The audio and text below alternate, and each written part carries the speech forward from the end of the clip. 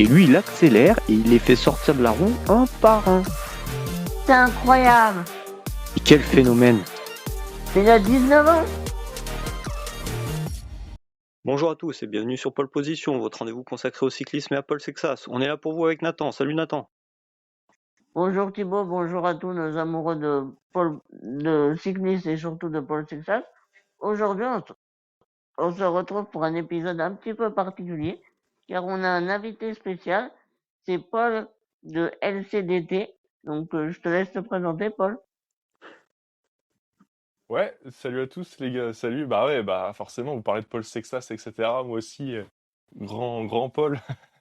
Non, bah je fais un peu de contenu sur les réseaux, Instagram, YouTube, TikTok, là, depuis début 2025, où je partage un petit peu pareil, tout ce qui est actualité cycliste. Des fois, je donne un petit peu mon avis. Ce qui est bien aussi, des fois, c'est que je me rends sur des courses cyclistes. Là, dernièrement, j'étais sur les 4 jours de Dunkerque, où j'ai fait des immersions avec Cofidis, avec Nice Métropole. C'était cool avec Nice.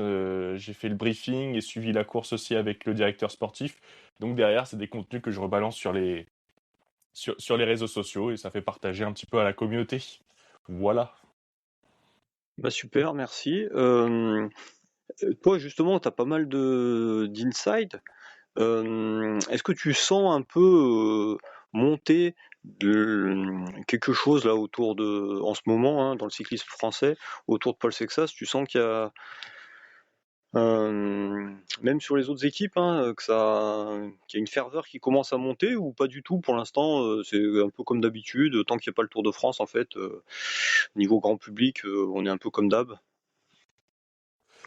Si, très clairement, en vrai. Et puis pas que, enfin, en plus votre mission c'est pole position.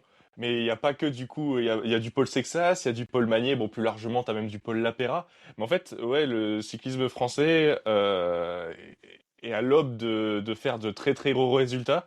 Bah, que ça soit avec Paul Magnier sur les sprints et avec Paul Sexas, bah forcément sur les grands tours, que ça soit sur les courses par étapes et même sur les monuments. On l'a très bien vu encore il y a quelques mois, je dirais quelques mois, mais sur Liège-Bastogne-Liège, sa superbe deuxième place derrière Tadej Pogacar. Non, je pense que il y a pas mal d'attentes qui sont placées en Paul Sexas. Et là, on est du coup à l'aube de sa première participation au Grand Tour sur le Tour de France.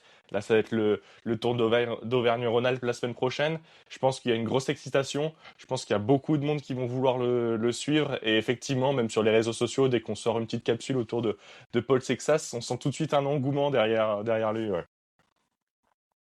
Eh ben, ça marche. Nathan, tu avais des questions pour Paul? Bah oui, tout à fait. Moi, la question que on s'est tous un petit peu posée, c'est est-ce que avant que Paul Sexas fasse son annonce de participation au Tour de France, dans quel camp tu préférais qu'il aille plutôt sur la Vuelta pour découvrir, ou t'étais plus d'avis d'aller directement sur le Tour de France? Alors moi, je vais être très factuel dans ma réponse. Depuis le début d'année, depuis vraiment décembre, janvier, je dis qu'il sera sur le Tour de France. Au final, je me suis pas loupé parce qu'en fait, bah, le Tour d'Italie, je savais qu'il allait pas faire le Tour d'Italie parce que son premier gros bloc dans la saison, bah, ça s'arrêtait sur Liège-Bastogne-Liège, donc c'était impossible pour lui d'enchaîner avec le Tour d'Italie. Il n'aurait pas été en aussi grande forme sur le Tour d'Italie. Et puis pour ce qui était du Tour d'Espagne, beaucoup de gens du coup pensaient qu'il allait faire le Tour d'Espagne. Mais en fait, ses objectifs de fin de saison, c'est les championnats du monde et c'est les classiques au Canada avec le Grand Prix de Montréal, le Grand Prix de Québec. Et en plus, le Grand Prix de Montréal et le Grand Prix de Québec se déroulent pendant la troisième semaine du Tour d'Espagne. Donc en fait, si Paul Sexas avait dû participer au Tour d'Espagne cette saison, il n'aurait pas pu aller à son terme, il aurait dû forcément abandonner. Donc je trouvais ça un petit peu bête et dommage pour lui, il allait déjà sur le Tour d'Espagne.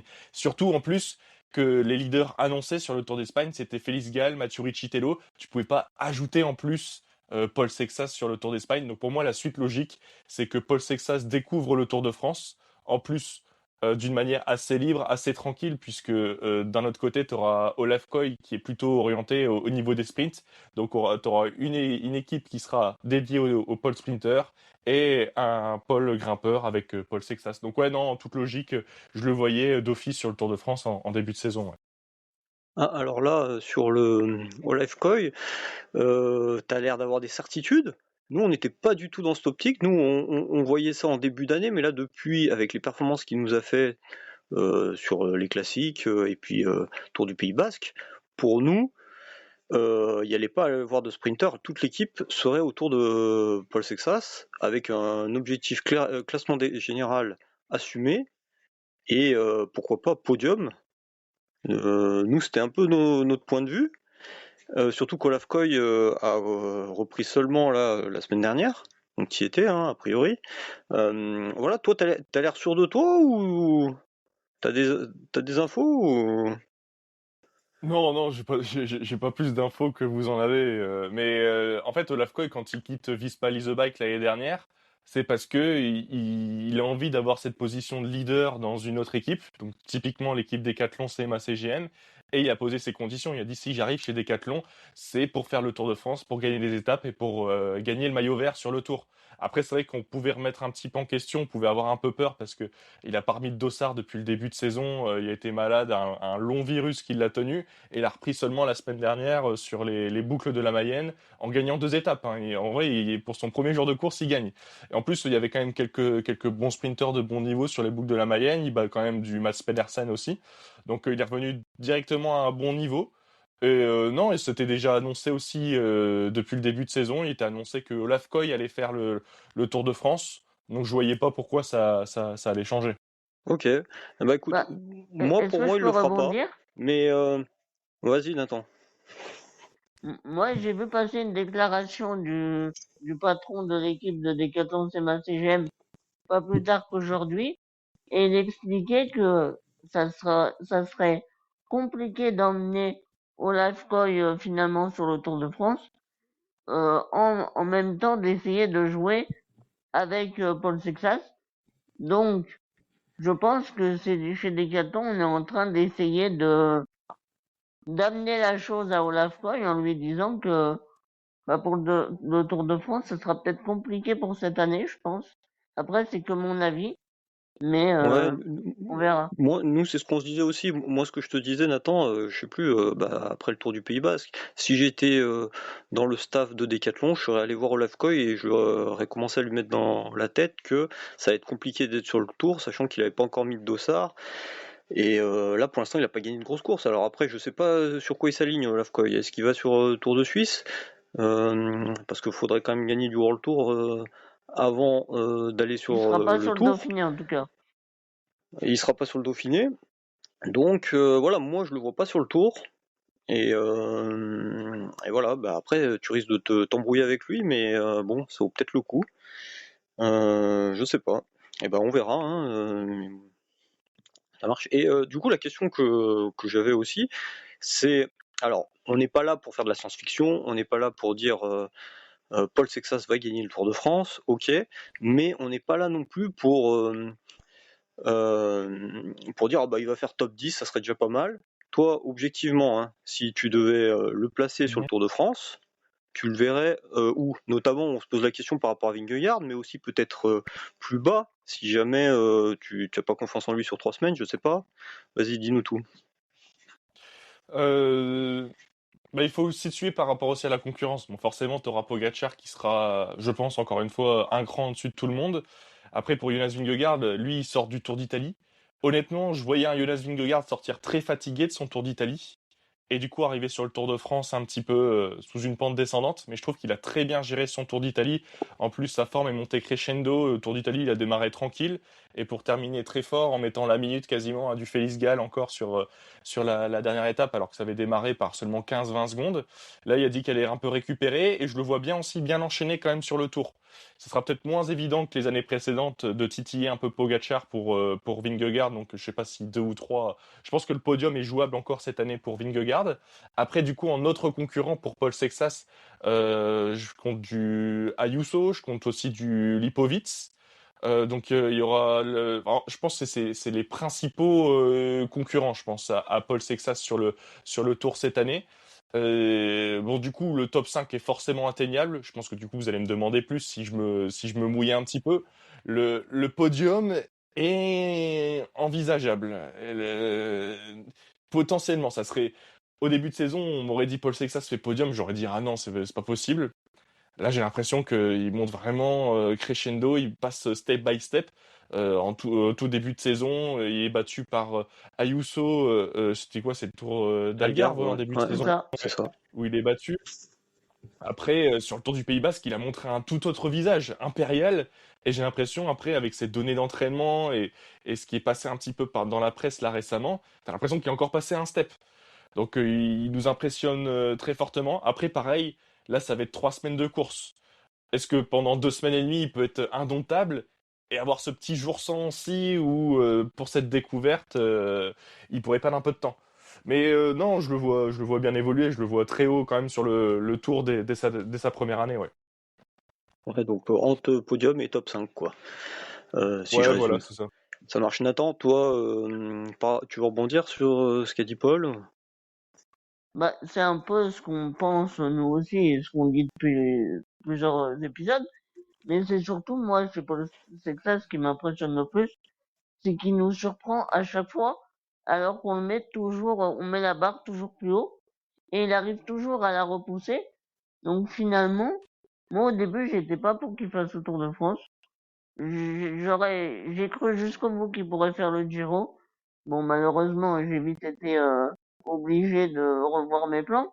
Mais maintenant, j'ai envie qu'il fasse le tour. J'ai envie qu'il fasse le mieux qu'il peut. Malheureusement, c'est la troisième semaine qui me fait un petit peu peur comme toi, Paul, car on n'a aucune certitude qu'il puisse tenir sa performance, ses performances aussi fort. Mais bah, on va découvrir avec lui. Et puis je pense que lui, il a plus d'ambition que nous finalement. Ok. Et ben moi, je vais me mouiller un peu plus que vous, hein, mais pour partager à Paul un peu l'opinion que j'essaye de diffuser, enfin que j'ai et que je transmets depuis quelques épisodes. Moi aujourd'hui, je le vois comme deuxième derrière Pogacar, parce que voilà, comme tu l'as dit, Vingegaard sort du Giro. Bon, effectivement, il a fait une bonne fin de Giro qui peut être encourageante, mais alors déjà, moi je trouve qu'il est hyper confiant dans son discours. Il se présente comme concurrent à Pogacar.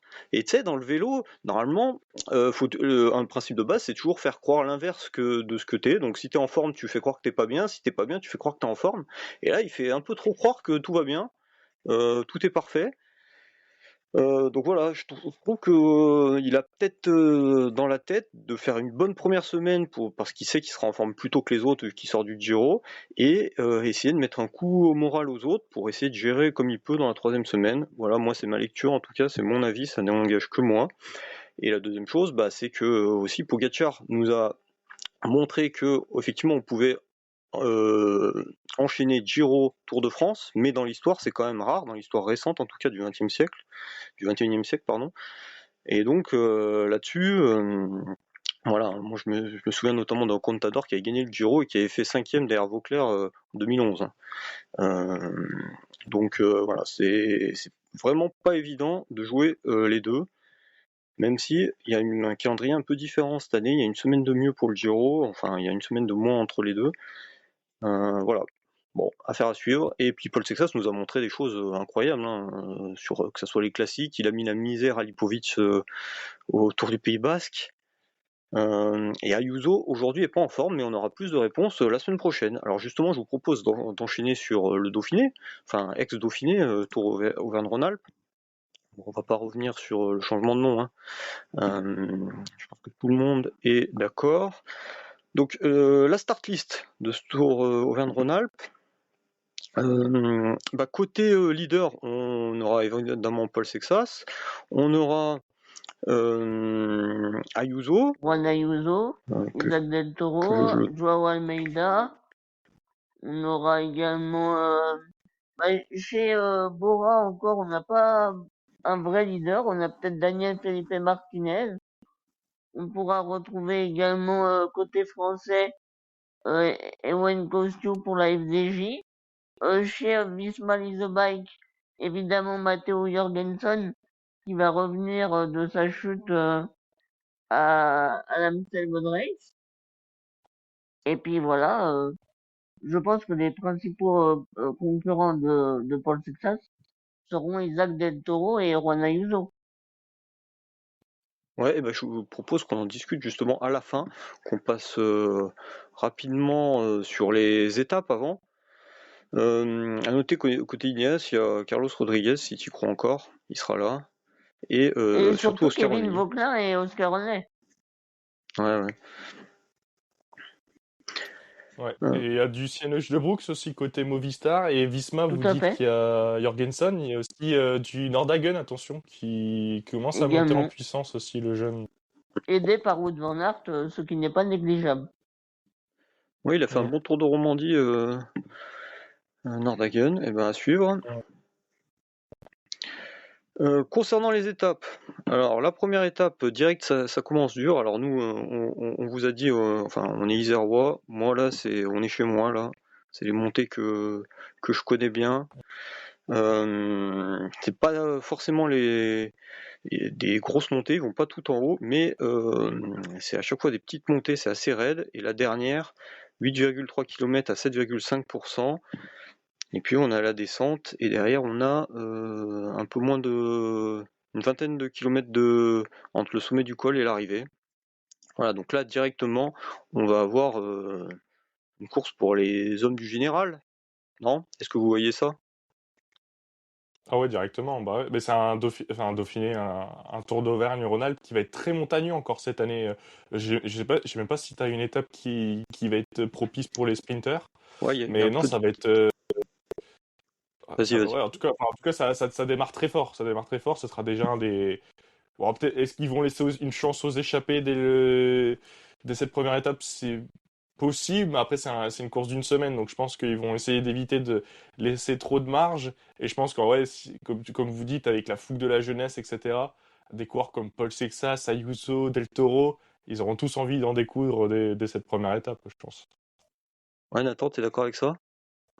Bah oui, tout à fait. Et puis, Paul, tu disais qu'on n'a pas beaucoup d'opportunités pour les sprinters. Et les seuls sprinters qu'on retrouve, c'est Dorian Godon, Wout van Aert, Matteo Trentin et j'en oublie certainement. C'est des sprinters qui passent bien les bosses. Donc ça montre Mm. qu'on est peut-être sur le critérium du Dauphiné, le plus montagneux de l'histoire peut-être. Bah à voir, mais en tout cas, oui, c'est rare qu'ils commencent de ce côté-là, hein. Côté Grenoble, d'habitude, ils commencent un peu ailleurs. Effectivement, là, on rentre directement dans des belles montées. Et moi, ce que je voulais dire, c'est, alors peut-être on peut attendre justement d'un Paul Sexas qui sort d'un stage en altitude, qu'il apprenne aussi. Est-ce qu'on va pas essayer de lui apprendre à gérer, à pas s'enflammer dès les premières étapes pour en garder, essayer de commencer à travailler là, cet aspect gestion mentale, ou c'est pas dans son esprit, lui, Ah, de je toute pense qu'il va façon. y aller tout de suite, hein. Ok. S'il peut leur mettre 30 secondes dès la première étape, il va pas se priver, je pense. Donc Paul, t'avais l'air d'être d'accord avec ça, hein? Ouais, bah, après, savoir qui l'emportera dès cette première étape, je sais pas. Mais ouais, je pense que ça va déjà se tirer la bourre entre favoris. Et ouais, allez, on est chauvin, moi aussi je suis chauvin, je vous rassure. J'aimerais bien mettre une petite pièce sur un Paul Sexas, ouais, d'entrée, ça serait beau. Après, si jamais il est un peu plus en gestion, moi, on peut attendre un Isaac Del Toro, hein. S'il y a un groupe qui passe à la fin, là, avec sa pointe de vitesse, voilà. Bah oui, c'est ça, parce que là, la dernière grosse difficulté, elle est assez loin de l'arrivée, t'as une belle descente, et après, bon, je dirais pas que c'est un faux plat montant, mais ce sera moins difficile qu'une arrivée en montée, donc ça va peut-être se jouer ouais, en petit comité, et du coup, à la pointe de vitesse, effectivement, et Paul Sexas, je pense il doit encore un peu s'améliorer sur ce compartiment-là, effectivement. Affaire à suivre. Mais après, moi, comme je dis, je m'attends presque à ce qu'il commence tranquille pour essayer de. Un grand tour, c'est long, et s'il veut vraiment préparer le Tour de France, et ben le préparer en gestion. Et on gère les premières étapes, on essaie de ne pas perdre et d'être au contact. Voilà, c'est mon point de vue. On verra tout ça. Le lendemain, l'étape Saint-Martin-le-Vinou, le Puy-en-Velay. Alors là aussi, c'est un peu casse-pattes. Par contre, c'est quand même euh, ben, plus accessible, hein. On n'a pas tant de dénivelé que ça au global. Euh, Là, on peut penser à un finish au sprint, ou alors une petite échappée, ou alors un puncher qui part dans une des dernières côtes là. Mm. Ouais, c'est Moi, une étape en tout cas qui moi, laisse plusieurs scénarios possibles, hein, ouais. Je t'en prie. moi, personnellement, c'est Vas-y, l'étape Nathan. que je verrais bien remportée par un Dorian Godon ou un Wood Van Aert.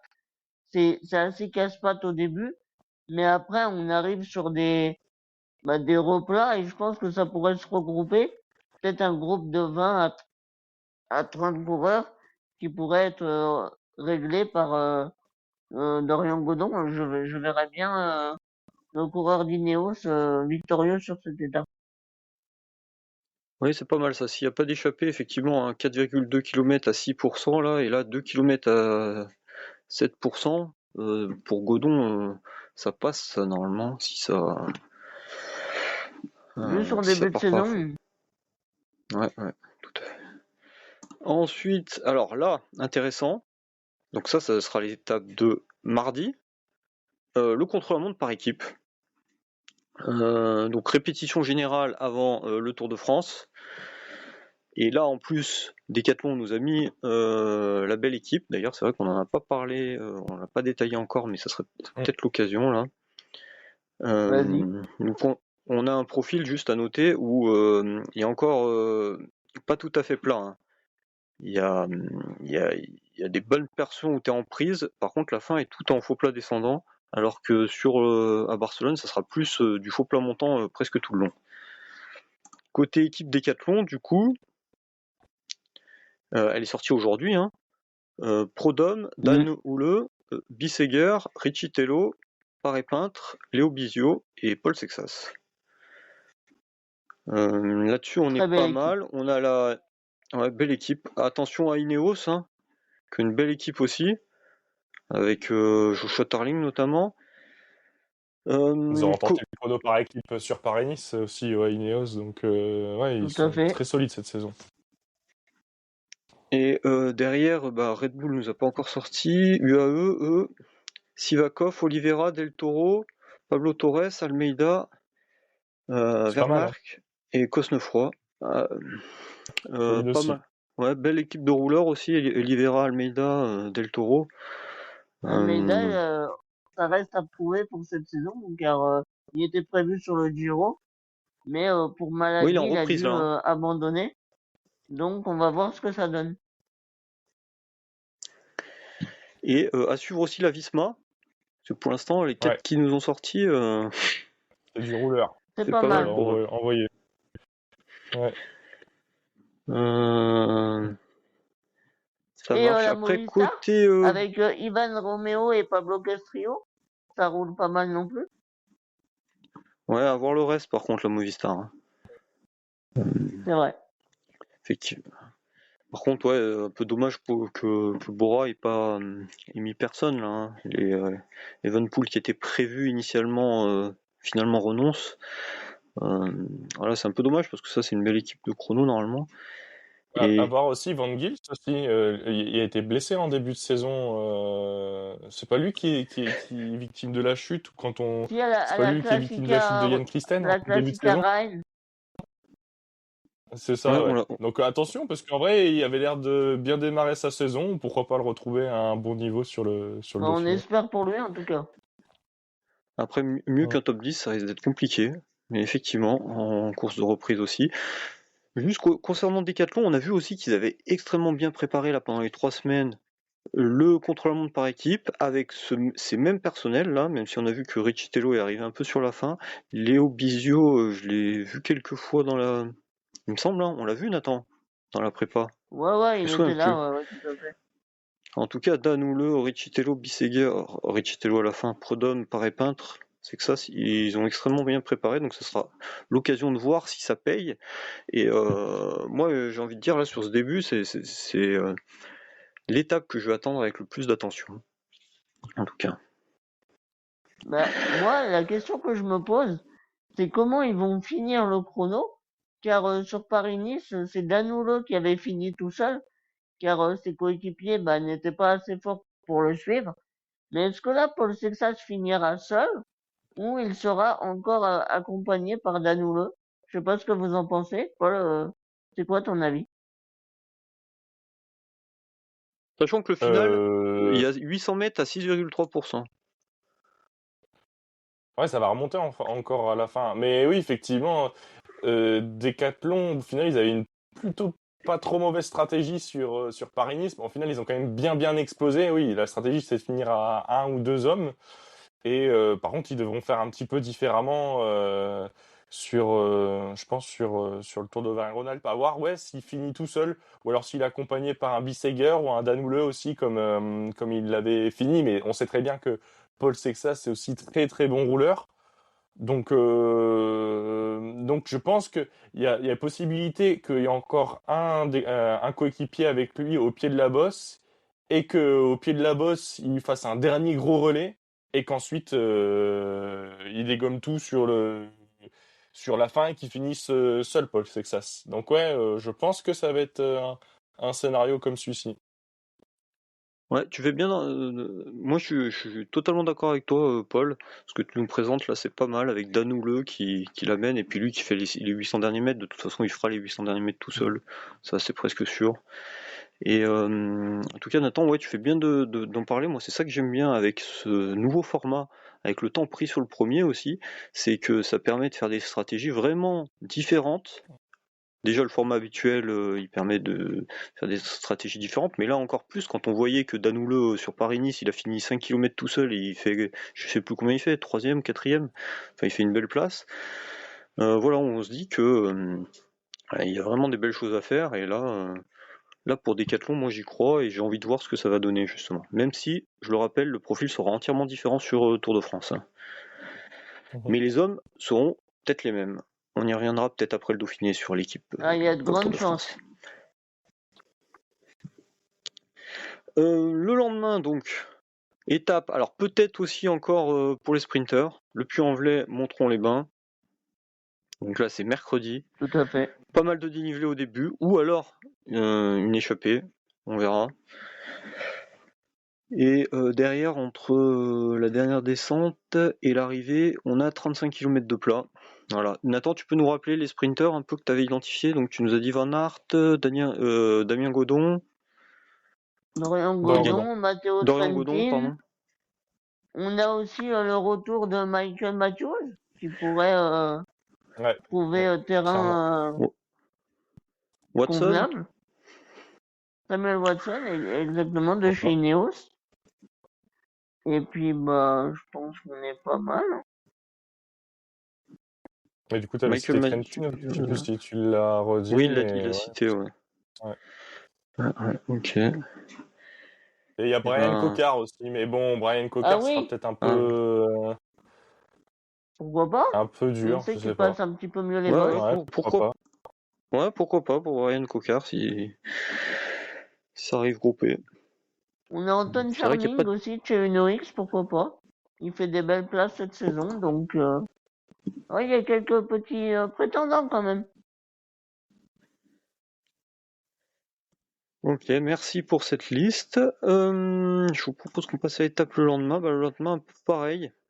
Beaucoup de dénivelé au début, puis après là, par contre, tout plein, hein. Là, je pense que voilà, là, les sprinters cette fois, et s'ils n'en ont pas gagné avant, ils rouleront ici les quelques rares sprinters, comme la Cofidis, comme tu disais. Ça, Voilà. c'est peut-être l'étape la plus plate au final de Ouais. la semaine, même s'il y a Ouais, du dénivelé quand même en début d'étape. faudra Le pas louper la lendemain, première alors échappée. Ouais, aussi potentiellement. Ouais.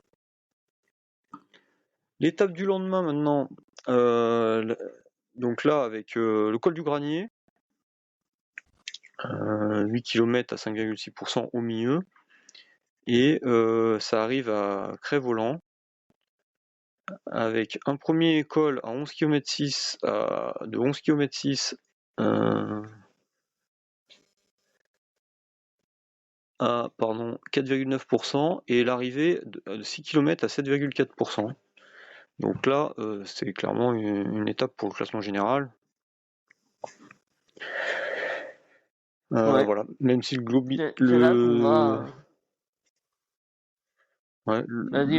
je voulais dire le dénivelé global est peut-être pas impressionnant, mais en tout cas voilà, c'est la première étape qui finit en côte. Donc il devrait s'y donner à cœur joie. À voir les pourcentages. Est-ce qu'il y a des gros pourcentages dans la montée à des moments? Parce que là on voit que ça finit sur du 7,4%. Bon, c'est pas non plus des pourcentages de dingue. Donc, mais bon, on peut escompter une différence vu la longueur de l'ascension, hein. Clairement. Et donc ça c'était le vendredi. L'étape du samedi, là aussi elle finit en côte. Et la dernière, là, le Grand Colombier, 8,5 km à 10%, avec des cols toute la journée. Donc là, on a des bons pourcentages, une bonne distance. Peut-être Là, ça l'étape devrait Rennes être. Alors, la dernière Ce sera peut-être plus celle de la dernière étape, ouais. Ouais, Ou les deux l'avant-dernière. dernières sont les étapes Rennes, je pense, parce que la dernière, le plateau de Solaison, 11,5 ça. km à 9%. Voilà. C'est pas mal. Mais c'est les deux dernières qui vont vraiment décider du général. Donc voilà, je vous les mets, et puis de toute façon, voilà, ça sera pour les zones du classement général, là, sans aucun doute, hein, s'il n'y a pas d'échappée. En tout cas, c'est là où on va vouloir voir Paul Sexas, donc le Grand Colombier et le plateau de Solaison. Alors, on a passé en revue les étapes. Donc là-dessus, qu'est-ce que vous attendez de Paul Sexas? Paul, je te laisse commencer, toi. Qu'est-ce que t'attends de sa part? Ouais, bah écoute, comme tu l'as bien décrit à travers le parcours, il y a directement un beau morceau sur cette première étape. Donc, on va rentrer tout de suite dans le vif du sujet avec pas mal de concurrents pour le classement général. Donc, ce sera une première étape où peut-être les favoris vont peut-être aussi s'observer, je sais pas. Il y a deux scénarios que j'imagine. Est-ce qu'on aura le Paul Sexas aussi fougueux que sur le Tour du Pays Basque où il attaque parfois un peu trop, où on le verrait peut-être bien attaquer dans la dernière difficulté de la journée, le code du Rousset, c'est ça? De Rousset, si je me trompe pas, ouais. Ouais, la côte de Rousset. Peut-être qu'après, il n'y aurait pas suffisamment d'écart, il serait peut-être reprendre dans la descente. Mais comme on le présentait tout à l'heure, je le vois bien, ouais, une arrivée au sprint entre favoris. Je vois peut-être un autre coureur, du coup, en jaune sur cette première étape. Je pense que aussi, du coup, la deuxième grande action au classement en général, ça va être le chrono par équipe qu'on a bien décrit aussi tout à l'heure. Ça va être costaud aussi pour les coureurs et il va pas falloir non plus perdre de temps. Je sais plus combien de kilomètres il fait ce chrono par équipe. Ouais, 28 Ah oui, km. 28 ouais, km. ouais, ouais. Attention, ça peut faire des écarts. Ça peut tout à fait faire des écarts et ça peut jouer 30 secondes, 45 secondes, voire la minute. Et après, voilà, ce triptyque à la fin, les trois dernières arrivées au sommet où ça va être bien costaud. Donc, je réfléchis en même temps que je parle. Je pense que je pense que Paul Sextra sera en ballottage assez favorable à l'issue de ce contre-la-montre par équipe qui sera, bah, s'il n'est pas leader, il sera dans la seconde ou dans les 10-20 secondes derrière le leader. Et qu'après, donc, ces décisions vont se jouer sur surtout cette dernière étape. La dernière étape, elle fait vraiment peur. Cet enchaînement de cols, cet enchaînement de difficultés, où il faudra vraiment être en grosses conditions. J'avoue que Paul Sexas, on l'a pas encore vu face au tout meilleur, je dis sur des courses avec des enchaînements de cols. C'est là où j'attends de voir, même si sur le Tour du Pays Basque, il y avait déjà des sacrés morceaux. Là, sur les routes françaises, dans les Alpes, c'est un petit peu différent. Ouais, Donc, tu fais bien de le rappeler. Oui, effectivement, on était plus sur des cols. On n'avait pas des enchaînements comme ça d'une dizaine de kilomètres les cols. On était ça. plus sur des 5-6 kilomètres. Donc effectivement, moi je me fais pas trop de soucis au vu de ce qu'il nous a montré au Pays Basque, mais ça peut être ça peut être un plafond de verre. Ouais, je te laisse finir. Ouais. Bon, et puis après, bon, pour terminer, de toute façon, pour moi, je vois trois hommes se jouer sur ce Tour de Rhône-Alpes. Je vois, ouais, soit Del Toro, soit Ayuso, soit Sexas. Et allez, j'ai quand même envie de mettre un petit avantage quand même aux Français pour Paul Sexas qui nous l'a prouvé depuis le début de saison, qui a déjà battu effectivement Juan Ayuso. ça va être un premier combat aussi face à Isaac Del Toro aussi, qui a bien coupé aussi. Enfin, en fait, tout le monde a bien coupé. Del Toro, Ayuso ont bien coupé parce qu'à un moment donné, Del Toro a chuté. En plus, c'était un peu en méforme. Ayuso, pareil. Chuté, puis même il était en fin de pic sur le Tour du Pays Basque. Là, de toute façon, même Del Toro était sur le Tour du Pays Basque Ouais, aussi. ouais. Tout le monde Mais était là. ils ont Au final, abandonné tout de suite, en personne fait. n'était en forme. Ouais. Ouais, c'est ça.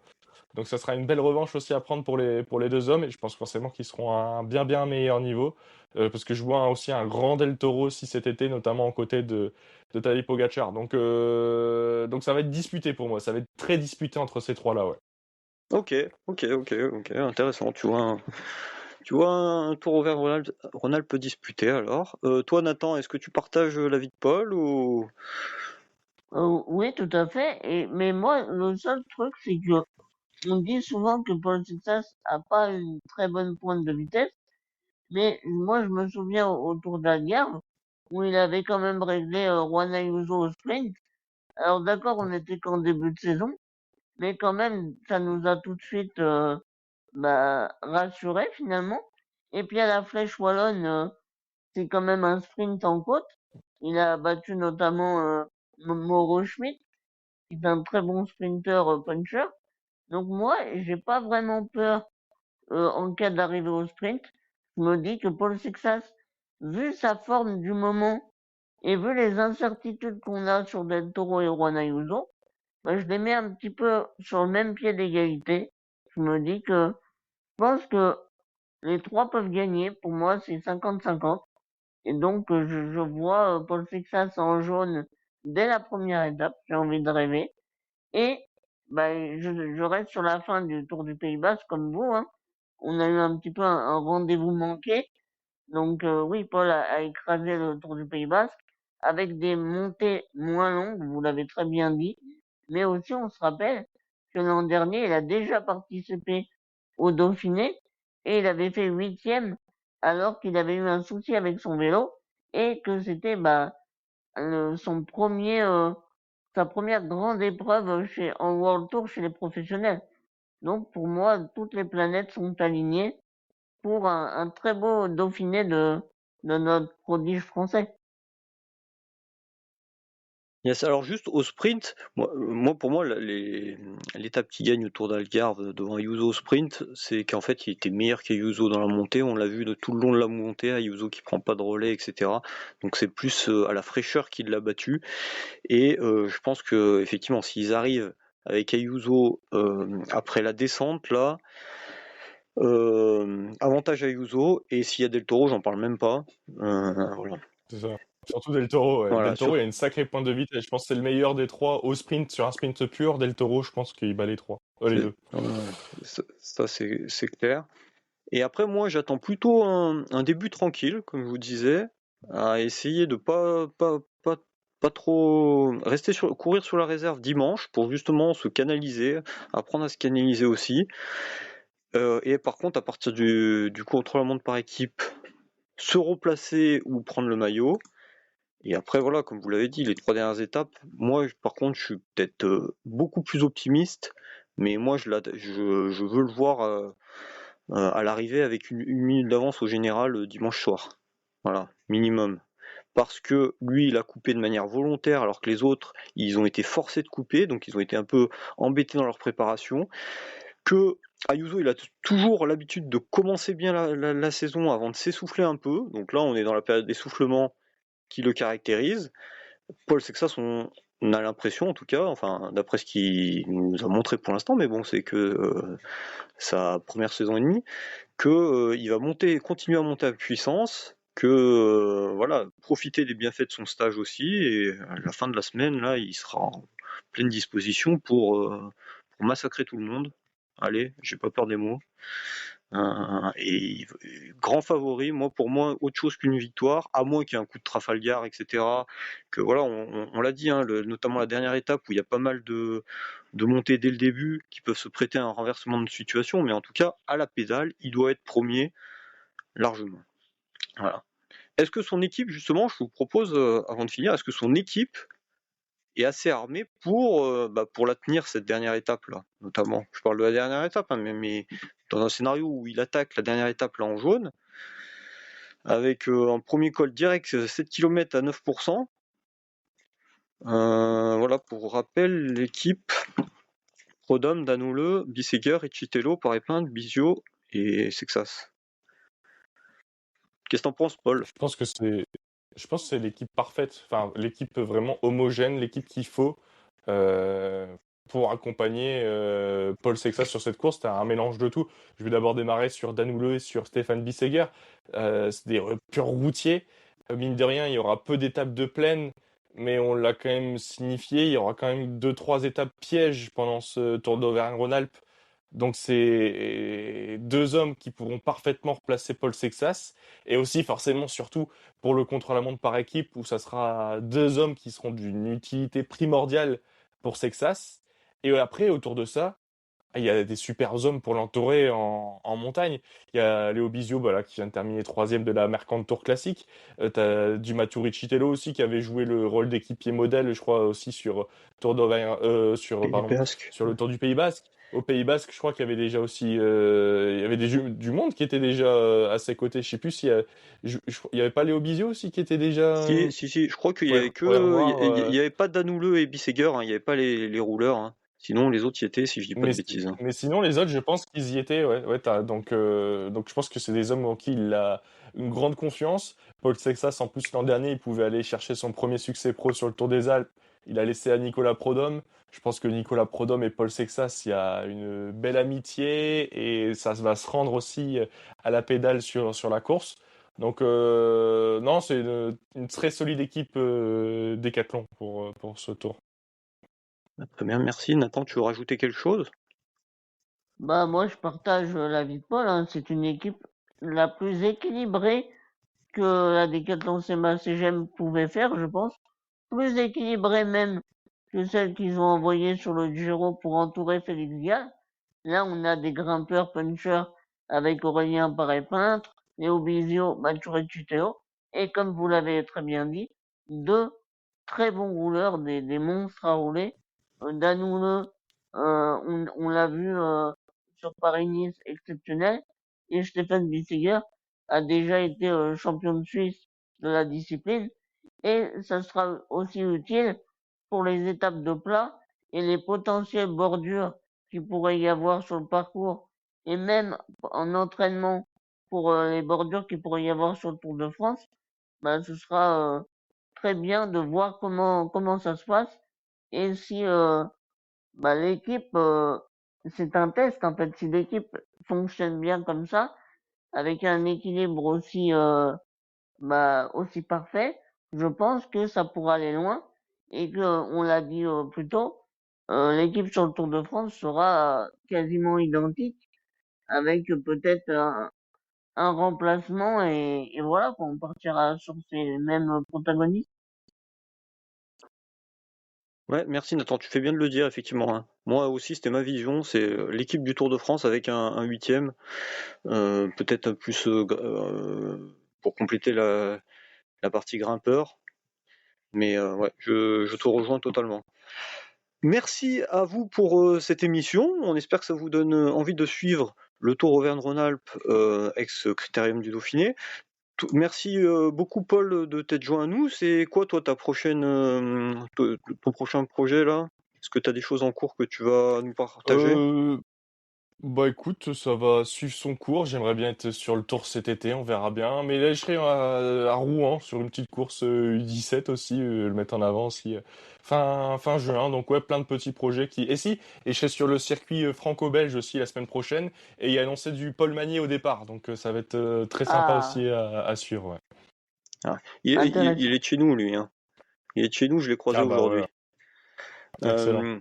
Merci, on te souhaite bonne continuation et merci Nathan et allez Paul, on est dans ta roue. On est dans ta roue.